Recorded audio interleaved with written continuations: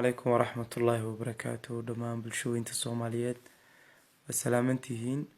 halkan waxaan igu soo gudbin doonaa productiyadkeena Forever Living product qaybo kamida siiba saliida Alfay Factor saliidan Alfay Factor waxaanu ka hadli doonaa saddex qaybood oo muhiim ah waxay ka samaysan tahay ee ku jira gudaheeda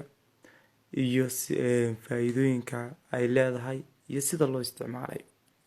Alfay Factor waxa ku jira runaantii maadooyin u wanaagsan halka maqaarka iyo fitamiinadaas ay kamid yihiin vitamin E iyo vitamin D iyo vitamin C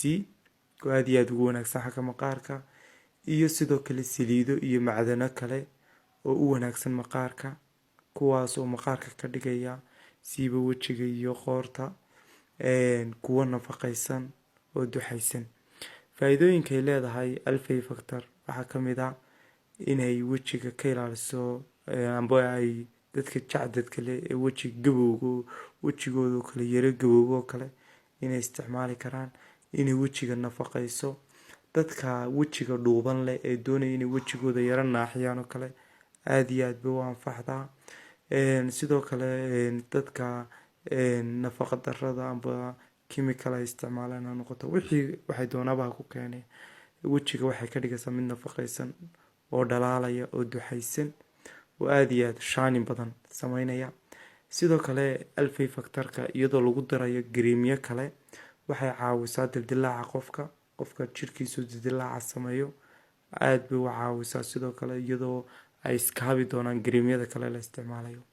Alfay Factor hadaba sidee loo isticmaali karaa hadaynu ku horeyno wajiga qofku marka hore uu meedhaya markuu meedho wuu qalajinaya markuu qalajiyo wajiga ilaa qoorta uu qalajiyo